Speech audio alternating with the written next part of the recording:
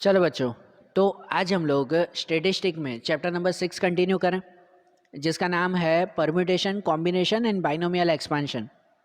देखो, इस चैप्टर में हम लोग कॉम्बिनेशन का पॉइंट्स देख रहे थे ना, जिसमें एक्सरसाइज 6.2 के हम लोग सम्स देख रहे थे। उसमें क्वेश्चन नंबर 10 तक हमने किया था। आज उसके आगे हम लोग कंटिन्यू करें एक्सरसाइज में। कॉम्बिनेशन का पार्ट था। कॉम्बिनेशन मतलब क्या कहते हैं? सिलेक्शन करना।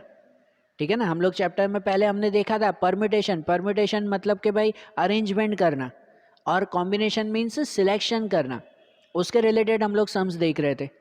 तो देखो, एक्सरसाइज 6.2 में अब क्वेश्चन नंबर 11 ध्यान से समझना उसे, कि जैसे दिया हुआ है उसमें कि a person has 6 friends, in how many ways can he invite at least one friend to his house. अब किसी को जो है वो 6 दोस्त हैं उसके, अब उसको जो है वो घर पे इनवाइट करना है कोई भी वर्क के लिए, कि भाई कोई पार्टी है, डिनर है, कुछ भी है, उसको घर पे इनवाइट करना है। और उसके लिए दिया हुआ है एटलीस्ट वन को इनवाइट करना है। एटलीस्ट मतलब कल भी हमने समझाया था, एटलीस्ट का मतलब होता है कम से कम एक, बराबर ना। एटलीस्ट वन तो मतलब वो 6 दोस्त हैं उसके, तो या तो एक बुला सकता है एटलीस्ट ना, कम से कम एक बुला सकता है, या तो दो भी बुला सकता है। कम से कम का मतलब ये होता है कि उससे ज़्यादा भी तो हो सकता है ना, एक से कम नहीं। एटलीस्ट वन मतलब वन से कम नहीं होना चाहिए, वन से ज़्यादा वो फ्रेंड्स बुला सकता है। तो या तो एक बुला सकता है, या तो दो दोस्तों को, या तो 3 4 5, या तो 6 के 6 को बुला सकता है।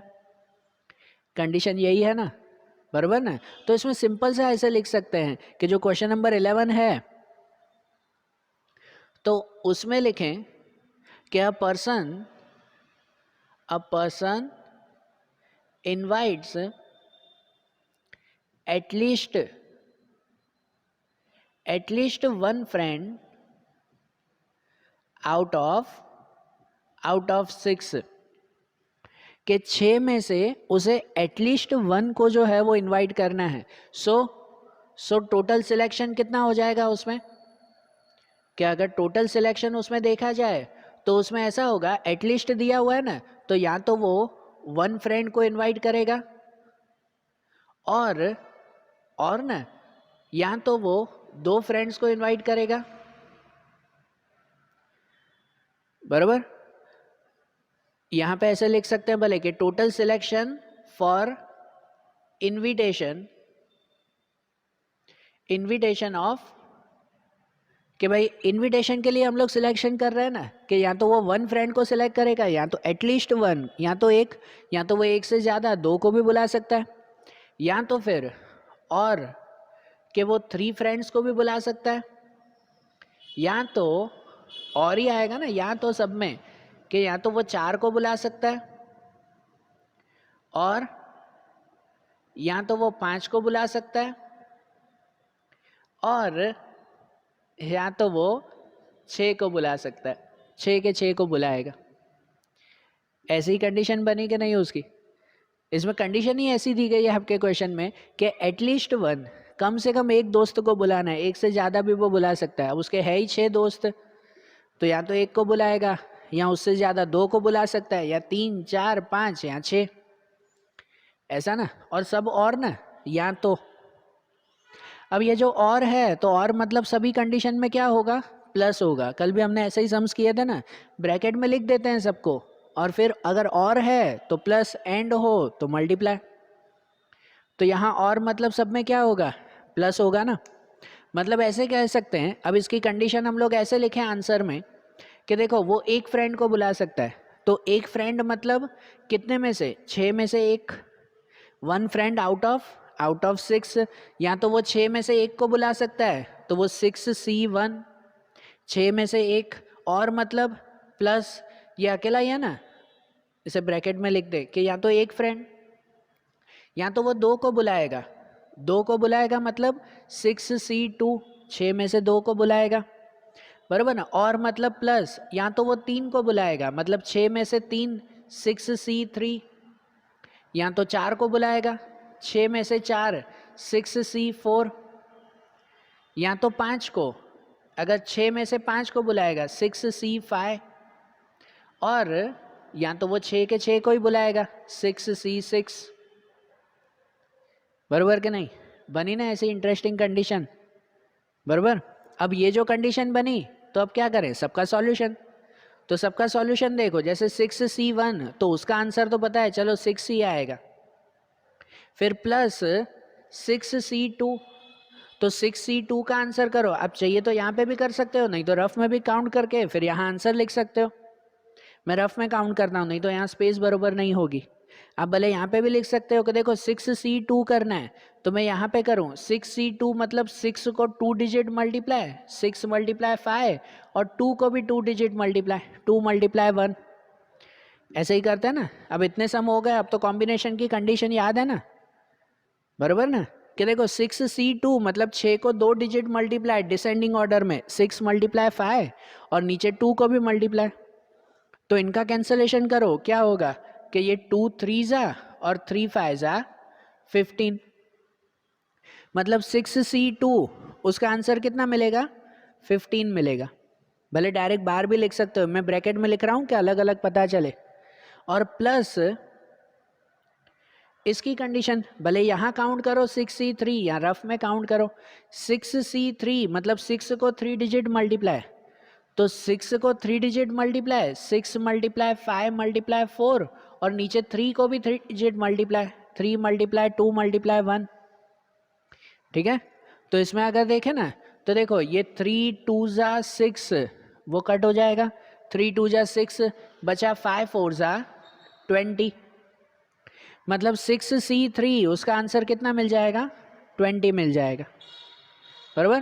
प्लस प्लस अब 6C4, 6 में से 4 को सिलेक्ट करना, 6C4 तो उसका आंसर लिख सकते हैं कि 6C4 मतलब 6 को 4 डिजिट मल्टीप्लाई, कि 6 मल्टीप्लाई 5 मल्टीप्लाई 4 मल्टीप्लाई 3, 6 को 4 डिजिट मल्टीप्लाई और अपॉन में 4 है तो 4 को भी 4 डिजिट मल्टीप्लाई, 4 3 2 1, तो इसमें देखो 4 और 3 तो कट हो जाएगा, 2 से ये कट हो जाएगा, 2 3 जा और 3 5 जा 15, मतलब 6C4 का आंसर कितना 15 प्लस 6C5 मतलब अब 6 को 5 डिजिट मल्टीप्लाई, कि 6 5 4 3 2 और अपॉन में 5 को भी 5 डिजिट मल्टीप्लाई, 5 4 3 2 1, तो इसका मतलब ये देखो ये 5 4 3 2 ये तो कट हो जाएगा, 1 लिखेंगे नहीं तो बचेगा सिर्फ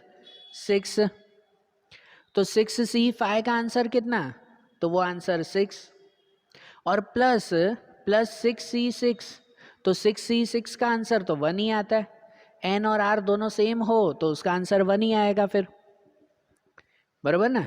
तो ये हो गई ना सबकी कंडीशन, वो हमने फाइंड कर ली। और अब यहाँ पे आखिरी में सबका क्या करेंगे, प्लस प्लस किया जाएगा ना, क्योंकि ये और में है, और मतलब अब सबका प्लस करें, तो सबका प्लस करें ना, देखो 15 और 15 30, 30 और 20 50, 50 और 12 62, 62 और 1 63, मतलब पूरी कंडीशन कितनी मिली, वो कंडीशन मिली 63।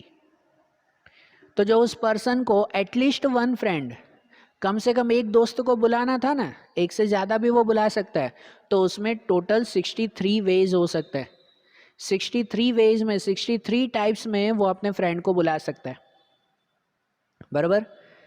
समझ आई कंडीशन कैसे लिखनी है इसमें, ठीक है, अच्छी तरह से समझना है इनको। तो अब उसके बाद 12th वाला क्वेश्चन देखें उसे। देखो कि अब जैसे क्वेश्चन नंबर 12 में दिया हुआ है, उसमें लिखा हुआ है कि इन how many ways can 5 books be selected from 8 different books so that number 1 a particular book is always selected and number 2 a particular book is never selected. समझना है, यहाँ पर कंडीशन ऐसी दी गई है कि भाई टोटल 8 अलग अलग बुक्स हैं जिसमें से 5 बुक हमें सिलेक्ट करनी है, 8 में से 5 बुक। अगर यहाँ रफ में देखें ना तो देखो हमारे पास 8 बुक हैं, 8 बुक हैं, उनमें से 5 सिलेक्ट करनी है। और पहली कंडीशन ये है particular book is always selected, कोई पर्टिकुलर बुक मतलब इस 8 में से कोई एक बुक है, सपोज कि 8 में से ये एक बुक है, ये पर्टिकुलर बुक, सपोज इसका नाम है कि द स्पेशल बुक, बराबर ना, कि ये स्पेशल बुक है, ऐसा है उसमें। अब यहाँ 8 बुक है, सबका अलग अलग नाम होगा, सबका अलग अलग नाम होगा, वो तो मेंशन है नहीं। कोई 8 अलग अलग बुक्स हैं, उसमें से 5 सिलेक्ट करनी है। पहली कंडीशन में ऐसी दी गई है, कोई पर्टिकुलर बुक, मतलब समझो ये जो स्पेशल बुक है इज ऑलवेज सिलेक्टेड, ये तो सिलेक्ट करनी है, ये बुक तो सिलेक्ट करनी है 5 में से, बाकी की 4 कोई भी सिलेक्ट करो, बराबर ना। पहली कंडीशन ये ना, 12th में 2 क्वेश्चंस हैं, पहले क्वेश्चन की बात कर रहे हैं। तो पहले क्वेश्चन के लिए दिया हुआ है particular book is always selected. Suppose इस बुक का नाम है द स्पेशल बुक, ये बुक तो सिलेक्ट करनी ही करनी है, 5 में से ये एक, बाकी की 4 कोई भी हो सकती है, बराबर ना। तो इसका मतलब ऐसे लिख सकते हैं कि जो 12th है उसमें फर्स्ट वाला लिख सकते हैं कि total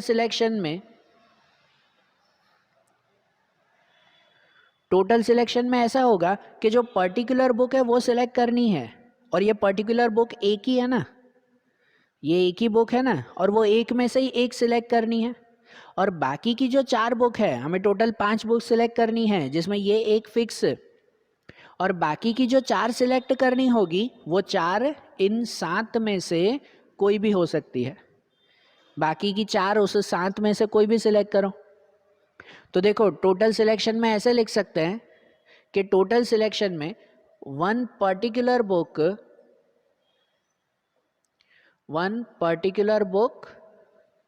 out of one book, क्योंकि पर्टिकुलर बुक तो वही है ना, और वो सिलेक्ट करनी है, वन पर्टिकुलर बुक वो तो सिलेक्ट करनी है, एंड 4 रिमेनिंग बुक, या 4 रिमेनिंग मत लिखो, अदर लिखो तो वो ज़्यादा सही, कि 4 other books out of 7 remaining book, 4 other books out of 7 remaining books, बराबर। देखो इसका मतलब क्या है, हमें टोटल 5 बुक सिलेक्ट करनी थी, है कि नहीं, 5 बुक सिलेक्ट करनी है, जिसमें एक पर्टिकुलर बुक लेनी है उस एक बुक में से ही, मतलब वो एक ही बुक तो है, ये तो लेनी है, तो उसकी कंडीशन फिक्स। अब बाकी कितनी बची, बाकी बची 7 बुक, रिमेनिंग 7 बुक्स, उसमें से बाकी की 4 लेनी है, तो टोटल एक particular book and 4 other books, तो टोटल 5 बुक सिलेक्ट हो गई ना।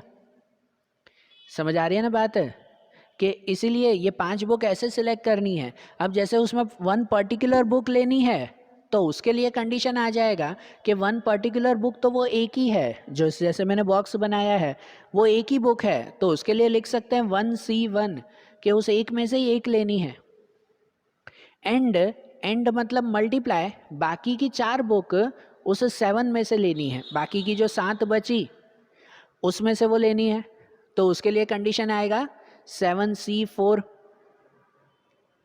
बराबर। 7C4 ना, ऐसे 7 में से 4 बुक इसमें सिलेक्ट करनी होगी, ठीक है ना। तो ऐसे बनेगा एक पर्टिकुलर बुक और बाकी 7 में से बाकी की 4 बुक, तो इनको अगर कंटिन्यू करें ना तो 1C1 उसका आंसर 1 ही रहेगा, 1C1 का आंसर 1, और मल्टीप्लाई 7C4, तो 7C4 का 7 को 4 डिजिट मल्टीप्लाई यहाँ कर सकते हैं ना, 7 को 4 डिजिट मल्टीप्लाई, 7 6 5 4, और नीचे 4 को भी 4 डिजिट मल्टीप्लाई, 4 3 2 1, तो उसमें ये 4 4 कट, ये 3 2 जा 6 भी कट, तो बचा 7 मल्टीप्लाई 5, 7 मल्टीप्लाई 5 35, मीन्स 1 मल्टीप्लाई 35, तो 1 मल्टीप्लाई 35, तो वो कितना आ जाएगा आंसर, 35 आ जाएगा, बराबर। तो जो 5 बुक सिलेक्ट करनी है उसके लिए टोटल कंडीशन ये आ गई ना हमारी, बराबर। ये कंडीशन मिली कि एक पर्टिकुलर बुक लेनी है और बाकी की 4 अदर बुक्स, ठीक है। अब उसके बाद दूसरा दिया हुआ है, सेकंड कंडीशन दी गई है इसी में ही, उसमें लिखा हुआ particular book is never selected. अब जो ये पर्टिकुलर बुक है ना, ये स्पेशल बुक जो है वो सिलेक्ट करनी ही नहीं है, 8 में से ये बुक तो लेनी ही नहीं है, तो जो 5 बुक लेनी है ना, दूसरे में भी तो 5 ही बुक सिलेक्ट करनी है ना, उस 5 बुक में से ये बुक सिलेक्ट नहीं करनी है, तो 5 बुक बाकी के 7 में से सिलेक्ट करनी है, बराबर। बाकी के 7 में से ही 5 बुक सिलेक्ट करनी होगी, मतलब कि भाई सेकंड में ऐसी कंडीशन लिख देंगे, सेकंड क्वेश्चन के लिए कि a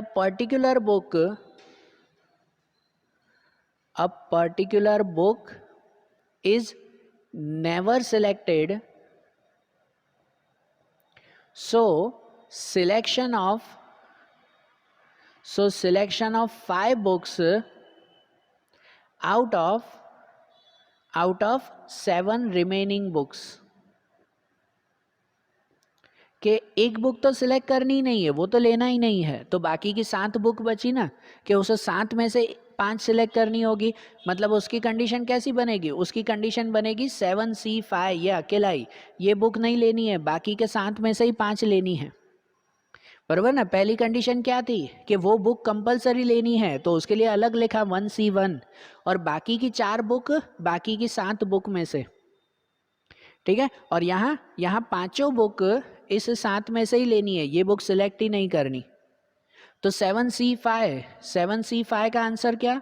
तो उसका आंसर लिख सकते हैं ना 7 6 5 4 3, 7 को 5 डिजिट मल्टीप्लाई, और अपॉन में 5 को भी 5 डिजिट मल्टीप्लाई, 5 4 3 2 1, ठीक है। तो इसमें क्या हो जाएगा? ये सब कट, 5 4 3 ये कट हो जाएगा, 2 से इसको कट करें 2 3 जा, और 7 मल्टीप्लाई 3, तो 7 मल्टीप्लाई 3 21, बराबर ऐसे आ जाएगा ना उसमें। ये बनी ना दोनों कंडीशंस, ठीक है, कि जहाँ पहली कंडीशन में वो पर्टिकुलर बुक सिलेक्ट करनी थी, दूसरे में पर्टिकुलर बुक सिलेक्ट नहीं करनी थी, वो दोनों कंडीशंस हुई। समझ आई बात? तो इसे भी अच्छी तरह से लिखो 12th वाला। तो इसके बाद फिर 13th वाला क्वेश्चन देखें, बराबर। देखो कि अब जैसे क्वेश्चन नंबर 13 में दिया हुआ है, उसमें लिखा हुआ है कि student in 12th standard commerce stream has to appear for exam in 7 subjects, it is necessary to pass in all the subject to pass an exam. ये तो हमें पता ही है ना कि जैसे 12th स्टैंडर्ड में 7 सब्जेक्ट होते हैं और सभी में पास होना ज़रूरी है।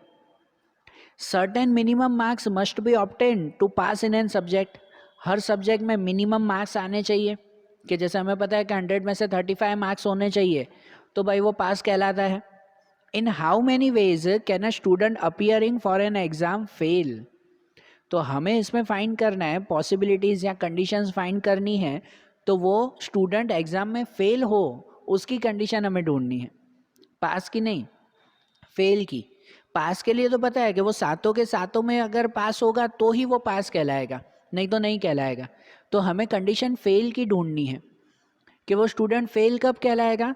तो वो स्टूडेंट फेल तब कहलाएगा कि या तो वो एक सब्जेक्ट में फेल हो, अगर एक सब्जेक्ट में भी फेल हुआ तो भी वो फेल ही कहलाया ना, या तो 2 सब्जेक्ट में फेल हो तो भी वो फेल कहलाया, या तो 3 या 4 5 6 या 7 सब्जेक्ट में फेल हो तो वो फेल कहलाया, बराबर। तो इससे पहले वाला वो 11th वाला क्वेश्चन नहीं था कि जिसमें जो है वो 6 फ्रेंड का आपने सिलेक्शन किया, तो वैसे ही इसमें भी कि भाई वो स्टूडेंट फेल हो तो उसके लिए टोटल सिलेक्शन या तो वो एक सब्जेक्ट या 2 3 4 5 6 या 7 सब्जेक्ट में फेल हो तो वो फेल कहलाएगा, बराबर। तो उसके लिए ऐसा लिख सकते हैं कि यहाँ पर 13 के लिए कि उसमें लिखें कि selection for student fail in exam for 7 subject of 7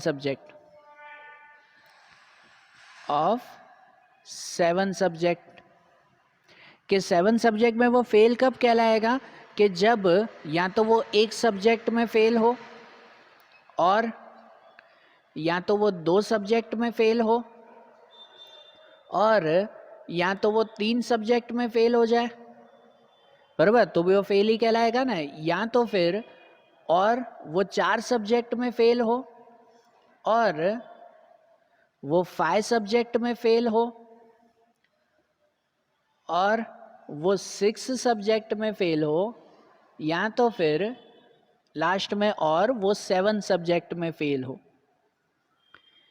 ऐसा ना कि वो 7 में से एक में फेल हो, 2 3 4 5 6 या 7, तो वो फेल ही कहलाया ना। फिर एक में फेल हो तो भी वो फेल कहलाया, या तो फिर सातों में फेल हो तो भी वो फेल कहलाएगा।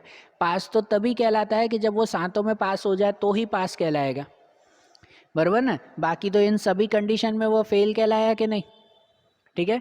तो इनका सिलेक्शन, इनकी कंडीशन हमें फाइंड करनी है। तो इनकी कंडीशन कैसे होगी, जैसे वो 11th वाला क्वेश्चन किया था उसकी तरह ही, कि यहाँ पर अगर वो एक सब्जेक्ट में फेल हो, तो एक सब्जेक्ट मतलब 7 में से एक सब्जेक्ट ना, तो 7 में से एक सब्जेक्ट मतलब 7C1, बराबर। और मतलब प्लस, और मतलब इसमें भी प्लस, कि यहाँ तो 2 सब्जेक्ट में फेल हो, 2 सब्जेक्ट मतलब 7C2, या तो फिर वो 3 सब्जेक्ट में फेल हो मीन्स 7C3, 7 में से 3, या तो वो 4 सब्जेक्ट में फेल हो मीन्स 7C4, बराबर। या तो वो 5 सब्जेक्ट में फेल हो मीन्स 7C5, या तो 6 सब्जेक्ट मीन्स 7C6, या तो 7 सब्जेक्ट मीन्स 7C7। ऐसा हुआ ना, बराबर। और है तो मतलब सब में प्लस प्लस आएगा इसमें।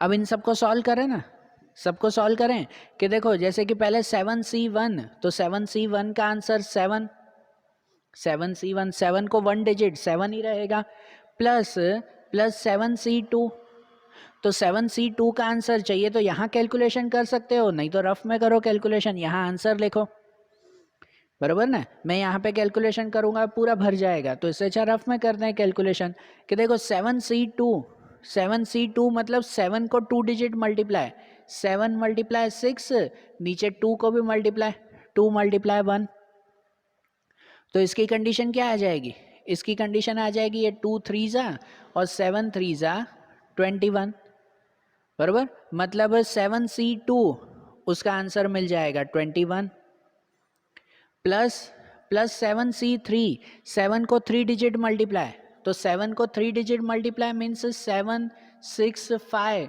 और अपॉन में 3 को भी मल्टीप्लाई, 3 2 1, बराबर। तो इनमें लिखते हैं कि जैसे ये 3 2 6 कट और 7 5 35, मतलब कि 7C3 उसका आंसर कितना मिल जाएगा, 35 मिलेगा, बराबर। उसके बाद ये 7C4, मतलब 7 को 4 डिजिट मल्टीप्लाई, अब 7 6 5 4, और नीचे 4 को भी मल्टीप्लाई, 4 3 2 1, ठीक है ना। ये 7C4 का आंसर।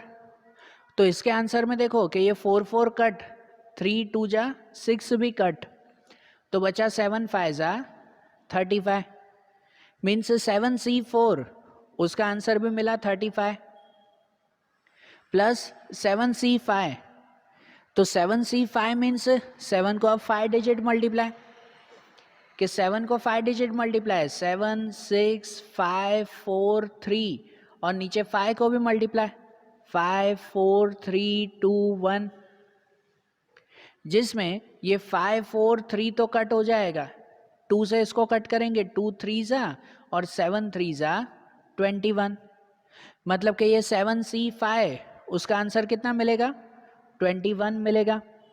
फिर 7C6, कि 7C6 मतलब अब 7 को 6 डिजिट मल्टीप्लाई, कि 7 को 6 डिजिट मल्टीप्लाई, 7 6 5 4 3 2, और नीचे 6 को 6 डिजिट मल्टीप्लाई, 6 को मल्टीप्लाई कि 6 5 4 3 2 1, बराबर।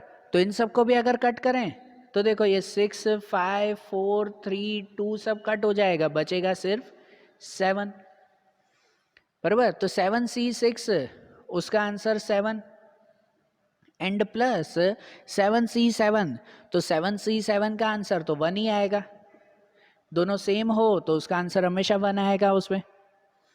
तो ये मिले ना सबके आंसर्स, और सबके आंसर्स मिले तो इन सबका प्लस करें, सबका प्लस कर दें इसमें, कि अगर सबका प्लस करें ना, देखो 35 एंड 35, तो वो 70, 21 और 21 42, 70 एंड 42 112, 112 एंड 14 तो 126, और 127, तो टोटल कितना मिलेगा 127। मतलब स्टूडेंट जो है वो अगर एग्ज़ाम में फेल होना है तो उसके 127 चांसेस है, बराबर ना, कि एग्ज़ाम में फेल होने के उसके 127 चांसेस हैं और पास होने के एक ही चांस है कि सब सब्जेक्ट में पास होना चाहिए, बराबर ना। सब सब्जेक्ट में पास हो तो ही वो पास हो सकता है, एक ही चांस, जबकि फेल होने के उसके 127 चांसेस है। समझ आ रही है बात है? तो ऐसा हुआ ना कि उसके फेल के चांसेस हमें गिनने थे, तो इस तरह से काउंटिंग की। समझ आई बात? तो देखो आज जैसे हमने ये सम्स किए ना, अब उसके बाद जो इनके आखिरी के सम्स हैं वो अब हम लोग कल के वीडियोस में देखेंगे।